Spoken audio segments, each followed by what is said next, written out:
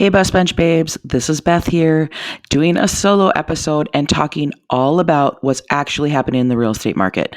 Not what you're hearing on the news, but what's actually happening and info from real estate professionals all over the country. So let's dive in.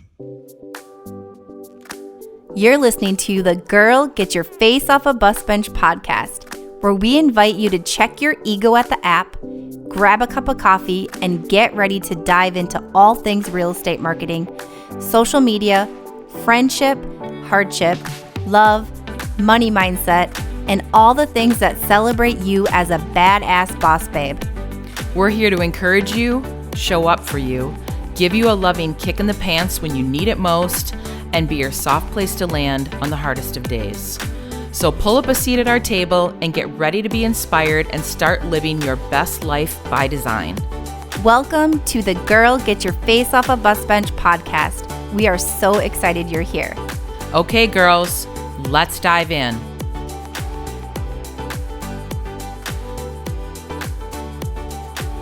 Hey, Bus Bench Babes, I know if your business is anything like mine, or if you've been in the business for a while, you might be stressing out a little bit with all the changes that we've seen. We've been on a really good run in real estate for the last 10 to 14 years. It's been pretty crazy about how fabulous that the real estate market has been. And it's really been a super strong seller's market for a long time. But things have to change. Like what we've been seeing over the last, especially like the last 5 years, it's not sustainable. You don't even really have to be a financial wizard or an economist to know that what we've been seeing is just not sustainable on a long-term level. So what are the talking points that you need to know? So if you are a seller or a buyer listening to this episode, you're going to probably find a lot of this information useful. If you're a real estate agent listening to this episode, these are some really great talking points that you need to be sharing with your clients. You're going to get this question all the time. I know we're getting this question. My team is.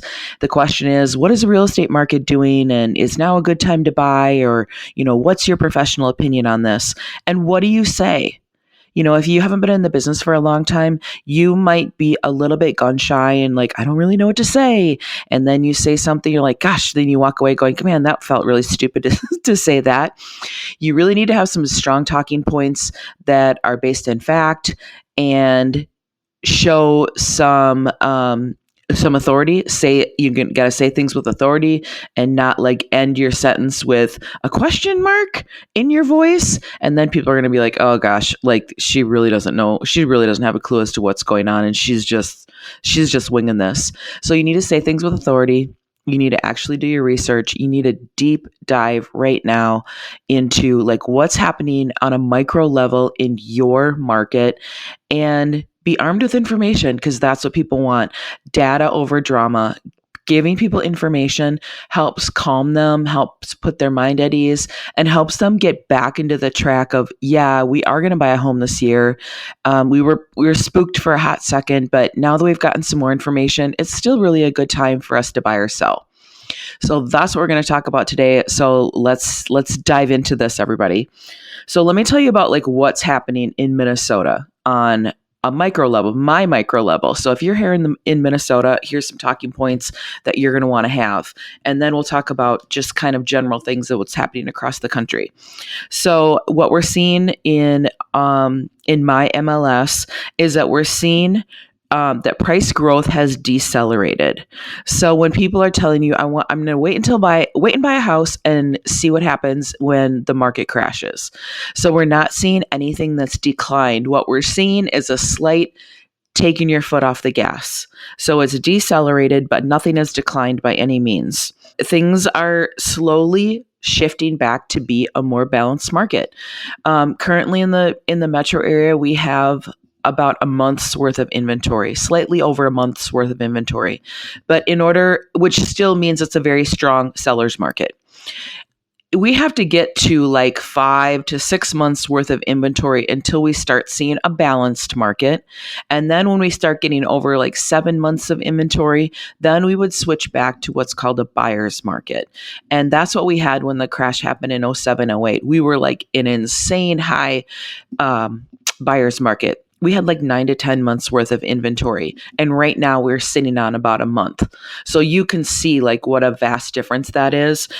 It's still really that strong story of like high buyer demand and low supply.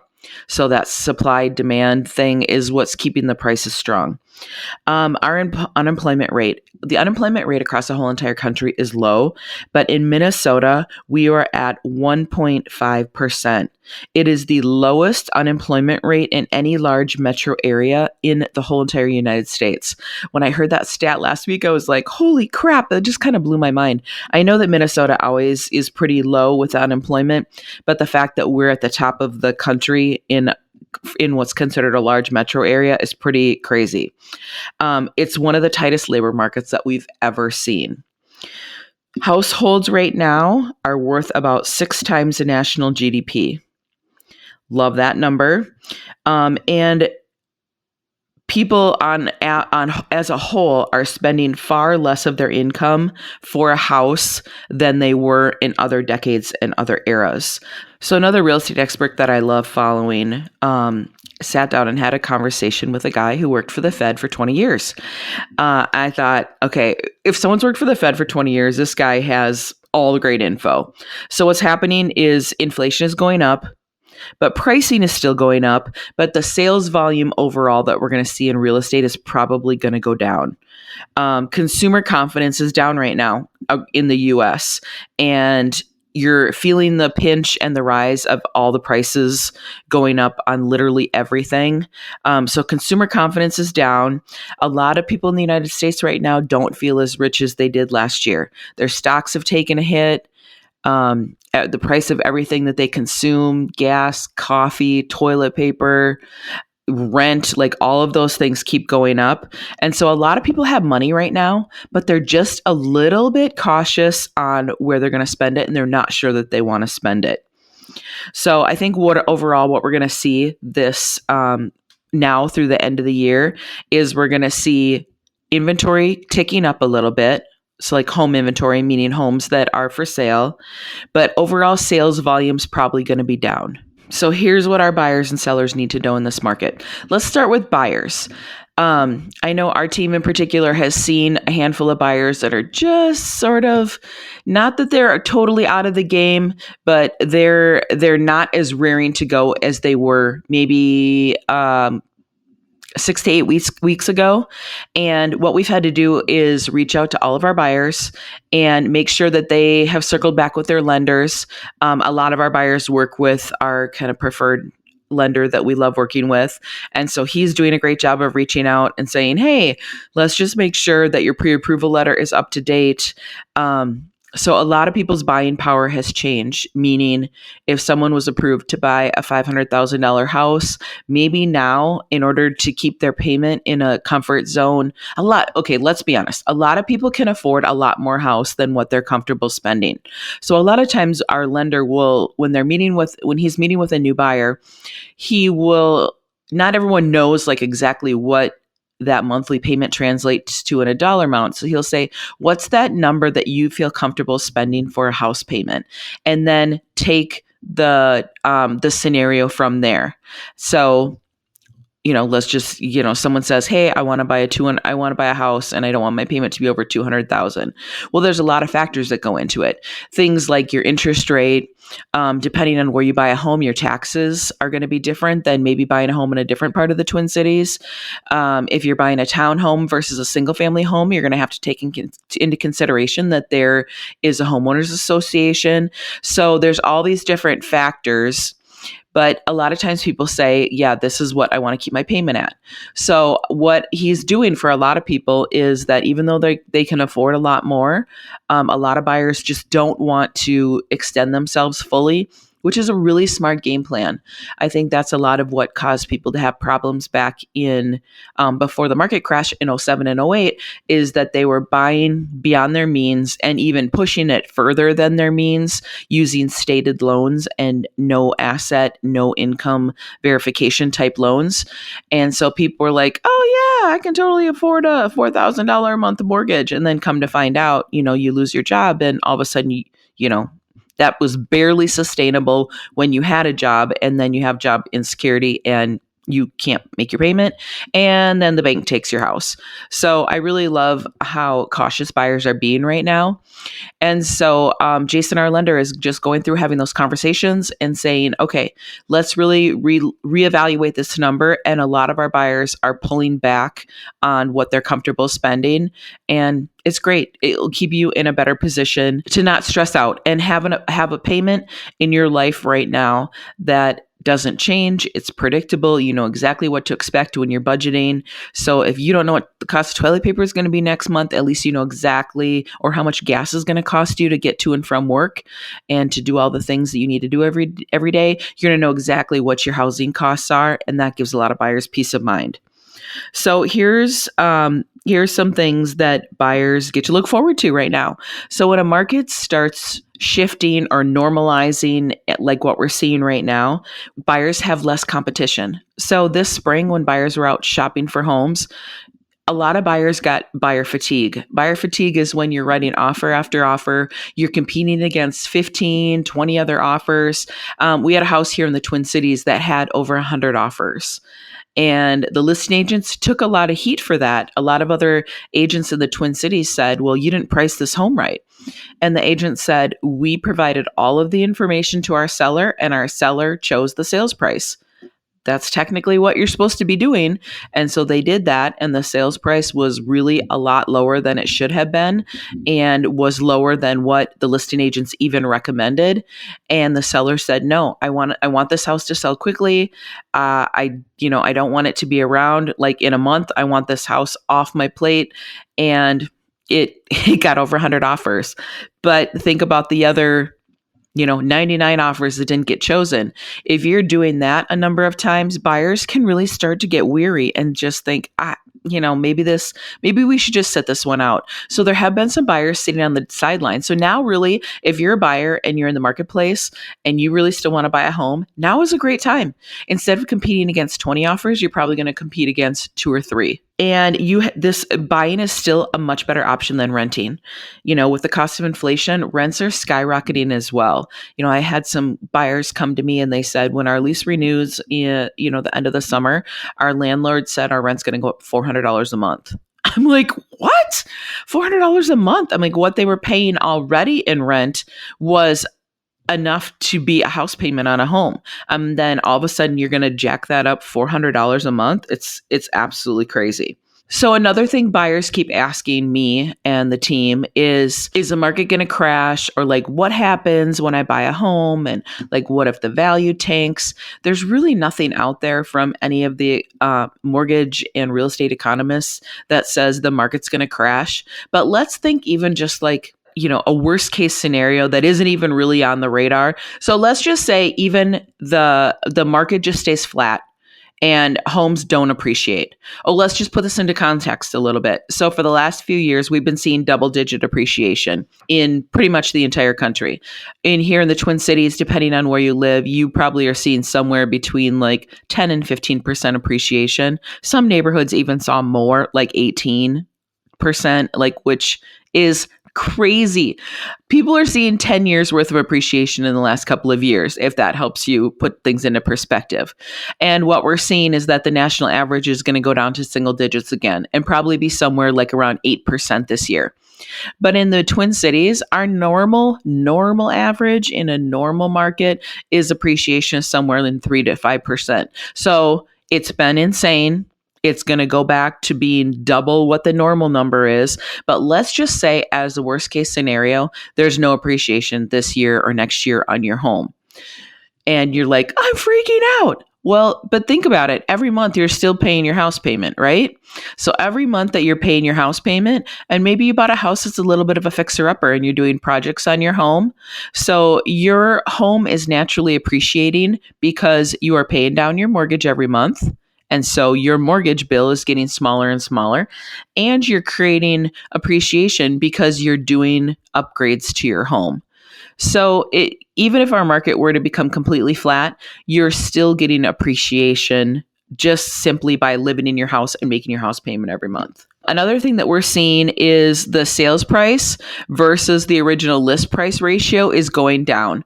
So, I mean, we've seen homes that, where a whole entire neighborhood, all the sales in the last 6 months have been somewhere around, 105%, 106%, 115% of asking. So what we're going to see is that number is going to soften a little bit.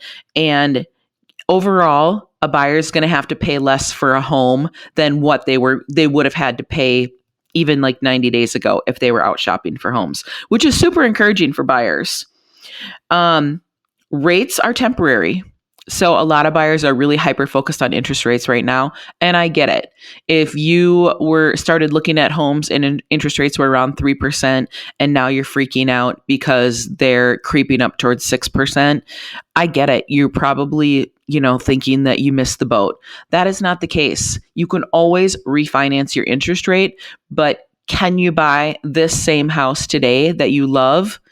Could you buy that in a few years at the same price that it is today?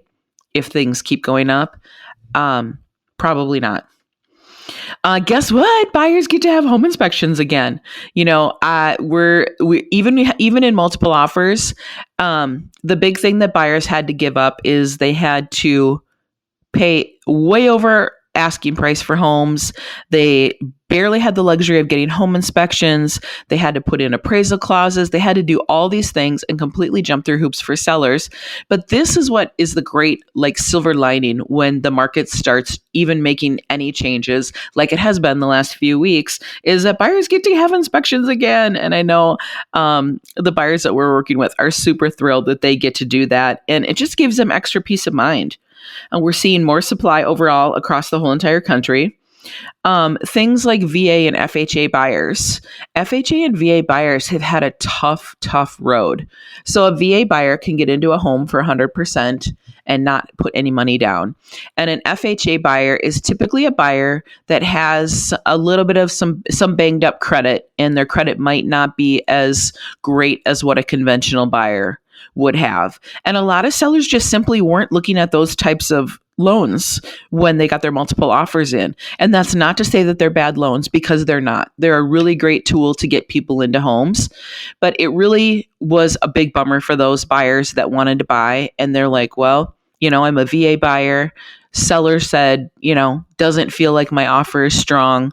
I'm offering way over asking and I'm still getting outbid time and time again. We had the super awesome pleasure on our team of working with a VA buyer, and he's from a long line of vets.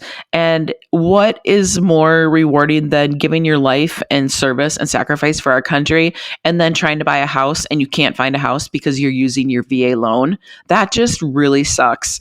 And we recently had a VA buyer, and the cool thing is that we found a great home for him, and he's closing in a couple of weeks. So I can't share all the specifics of it, but I can share that it's a great home that checked all of his boxes. The price was actually under his budget, and the listing agent and the seller said that they would love to work with a VA buyer. So I don't know if the sellers had some ties to, people in the military, or if that was an important thing for their family. But how special, our buyer didn't even have to compete, and his offer was happily accepted by the seller. And that just made all of us really super excited here on our team. The other great thing that's happening right now for buyers is that buyers are getting to buy better homes. Let's be honest, the last 60 to 90 days, if you were in the market and you were out buying homes and you're getting outbid, chances are you're like, okay, just screw it. I'm just going to buy any house. And maybe the home you bought isn't really at all what you wanted, but you're like, I would rather have a home than continue to rent. Well, now buyers are getting to be a little bit more picky and say, okay, there's not quite as many offers. I don't have to panic quite as much. And I get to actually pick a better house than what I previously would have been able to get. So there's a lot of fabulous things happening right now in this market that really put the buyers at ease and give you more advantages again. I get it, buyers. It's been really tough out there. And agents, if you primarily work with buyers, buyers they're tired. They're sick and tired of losing out. So there are some really awesome rays of hope that are going to be able to get buyers into homes this summer. And it's awesome. They say, Amy from our team said this recently, and I'm like, I'm totally stealing that. She said, marry the home, date the rate. And that couldn't be more true. If you don't love your interest rate, just get into the home. You'll know exactly what your house payment is every month. And then the next time rates dip, you can go through and refinance. It's a super easy process. We'll put you in touch with the lender if you need to do that. Okay, sellers, let's not leave you out of this conversation. And agents, you're going to have some tough conversations with sellers. Sellers have been, let's just be honest, they've been a little bit greedy recently. And they've had the luxury of being able to be a little bit greedy. They didn't have to do a whole lot of work to get their homes prepped and put them on the market. They could pretty much ask for any price, especially if you're in a desirable area or a good school district. The sellers pretty much got to call the shots. But now, we as listing agents are going to have some tougher conversations with sellers. And you're going to really have to say, okay, it's going to probably take a little bit longer for your home to sell. Hopefully we're still going to see home selling relatively quickly, but sellers have the expectation that their house might sell within a couple of days, maybe even a couple of hours. And they're like, well, I'm just going to go to Target for the afternoon. You're going to get my house sold, right? Maybe, but you're going to have to do a lot of work to really prep your home and have it be super, super spotless and dialed in order for that to happen. So we're somewhere near the peak, and we don't know exactly what side of the peak we're on, but sellers need to just get a little bit more realistic. Homes need to be really spotless and ready to go. Agents, you can't just go in. I always joke and say agents are taking pictures with their flip phones.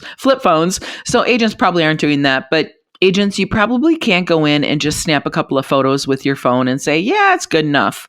And the house isn't really ready to go, but it's good enough. Gone are those days. We're going to have professional photography. Homes are going to need to be staged, decluttered. The good homes are going to sell, and the mediocre homes that are on the market are the ones that are going to be causing the good ones to sell even faster, which is, it's the glaring truth, unfortunately. But the good thing for sellers is that sellers that were like, I'm thinking about selling, but I don't know where I'm going to go. And what if I'm homeless? And what if I can't find the home that I want to buy? Sellers are going to have the luxury again to be able to buy and sell simultaneously, which is really nice because it does become a little bit of a dog and pony show trying to figure out what comes first, like the cart, the horse, like how are we going to do this? And like be strategic with it. So the sellers are going to be able to have a little bit more flexibility with that, which is great on the sell side. Some of the iBuyer programs might become more attractive, and which means that you get an offer from one of the iBuyer companies, and they basically just come in and make you an offer on your home. It's usually not market value, but it might be attractive to some sellers just to have certainty and know when they can sell their home and just to take a cash offer from one of the iBuyer programs. Me as a listing agent and any of you other real estate friends that are listening, you're going to have to scrutinize your offers a lot better. Instead of just offers coming in and just being like, yeah, this one has the highest dollar price on it, you're going to have to look at these offers really, really carefully. Are there terms in it that would prevent the offer or would give the buyers an out if interest rates continue to do anything crazy? Like if interest rates went above, I don't know, let's just say like 6% or 6.5%, would there be a window in the contract that would allow the buyer to get out? You just want to make sure that you're buttoning the contract up as tight as you can to protect your seller and to keep the deal together. Things like your pre-approval letters. If a buyer writes an offer on one of your listings and their pre-approval letter is dated for June 1st, I would be calling that lender or the listing or the buyer's agent and make sure that you're getting an updated pre-approval letter, because chances are the number that buyer was approved for in the beginning of June, they currently probably are not approved for. So things like that. First impression is insanely important. And the other thing, if you are a listing agent and you work with a lot of sellers, is you didn't have to try really hard, let's be honest, to come up with numbers. You could just say, hey, seller, what would you like to sell your house for? And the seller usually threw out a number that they're like, yeah, I would love to get X amount of dollars for my home. And listing agents are like, sweet, I need another listing, so I'll just take it. Even though this price is a little bit overpriced, chances are I can sell it. And most of the time, this houses would sell even in multiple offers. And you're like, me as a listing agent, I'm like, holy crap, I just would have never thought this house would have sold for this number. And the houses are just selling nonstop at numbers that just have been blowing your mind. So now, listing agents, and I'm talking to myself here too, we are going to really have to scrutinize the numbers a lot closer. You can't look at comps from 6 months ago. Can't look at comps from a year ago. You can barely look at comps from 90 days ago. You're going to want to be wanting to look at comps that are, within weeks of when you're taking your listing, especially with everything that's been happening. And you might have to call the other listing agents on homes that are under contract and see if you can get any information out of them as to like how many showings they had on their listings, how many offers did they have, can they give you any inkling as to what their final sales price is going to be, just so you can go into your listing appointments armed with as much really, really, really accurate, up-to-date information as humanly possible.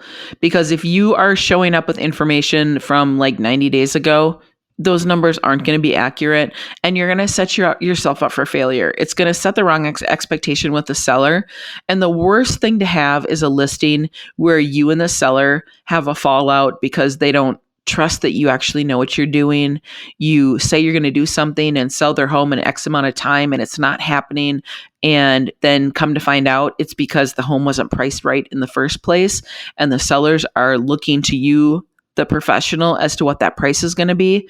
It doesn't lend to your credibility. So you're going to have to just be a lot more diligent with how you're pricing homes. If you're a newer agent and you really haven't seen a shifting market like what we're seeing right now, you're going to probably want to partner up with a more experienced agent in your office. Maybe this is where team concepts come into play, is that teams that have been doing this for a lot longer than individual agents have, they just have more experience, more track record in the business, and they can walk you through like, okay, in a shifting market, these are the things that we need to think about. These are how we need to prep our seller. This is the conversation that we need to have, and just to set the right expectation, because the goal at the end of the day is if the seller wants to sell, we want to sell. You don't want to be that starting, you don't want to be that was a joke. You don't want to be the first wife. You don't want to be the first listing. So you don't want to be that listing where you have the house listed that's overpriced. It's been sitting. Seller gets frustrated. They still haven't mentally caught up with the fact that the market is shifting and the market is changing and homes aren't selling in a nanosecond when the seller's at target. It's hard to deprogram the seller with that. And you don't want them to say, okay, well, you just didn't do the job, and then they fire you and then hire an agent that has more experience. And then that agent is able to tell them actually what's happening in the market. And then that agent prices the home correctly and sells it. And then you're out your marketing dollars. You don't get the commission. I don't want you to be in that position. So the moral of the story is nothing is crashing. Nothing is collapsing. We're seeing less appreciation, but we're not seeing anything decreasing at the moment. We're always here on this podcast going to be shooting it to you straight. We're always going to be giving you as much information as possible so you can be having intelligent conversations with your clients.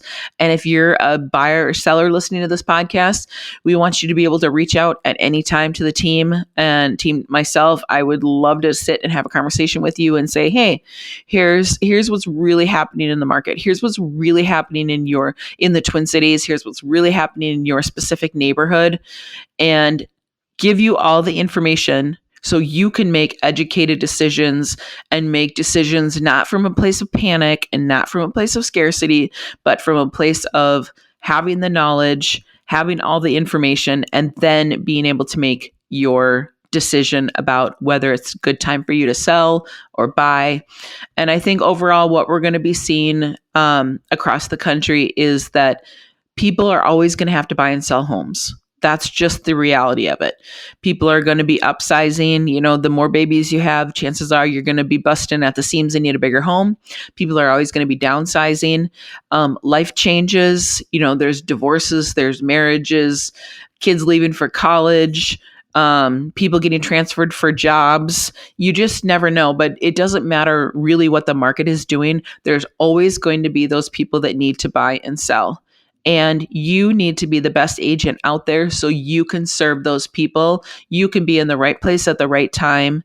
You can be the person that is providing education over drama and, you know, all the doom and gloom that the news would like to have you believe. And you show up as that agent that is really full of great information, that is encouraging, that shows up as the expert. So you're the person that the client hires. So I hope you leave this episode saying, okay, man, I feel a little bit better about what's happening. Don't be that person that creates all the extra drama. Be really mindful of what you're putting out on social media about, like, really just come from education. Don't play into people's fears, because that's just really a yucky way to market. Come from education, come from a place of caring, come from a place of, please reach out. Let's have a conversation. If you've got a bunch of buyers and sellers in the pipeline and you haven't heard from them in a while, now is a great time to reach out and have some touches and care points with them and saying, hey, here's what we're actually seeing right now. Let me know if you'd like to get back out there. We're seeing more inventory. I've seen a couple of homes that I think will be a great fit for you. What are your thoughts?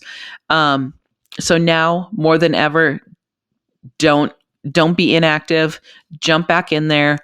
Touch points with your clients. Reach out. They want to know, they want to hear from you, because they're probably freaking out and they need to know that you know what you're doing.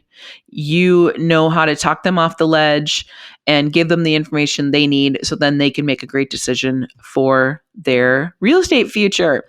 So reach out if you ever have questions. We would love to have a conversation with you and help you with talking points for your clients. Or if you're a buyer or seller and you're thinking about selling a home or buying a home this year, we would love to help you do that as well. So until next time, Bus Bench babes, keep your face off a bus bench and keep being a badass boss babe that you are. Okay, girls, are you feeling as inspired as we are? We're over here cheering you on because you just finished another episode of the Girl, Get Your Face Off a Bus Bench podcast. If you want more, head over to girlgetyourfaceoffabusbench.com for show notes and more episodes. And don't forget to subscribe and leave us a 5-star review. They mean the world to us, and they're what keep us going. Girl, thanks for being here.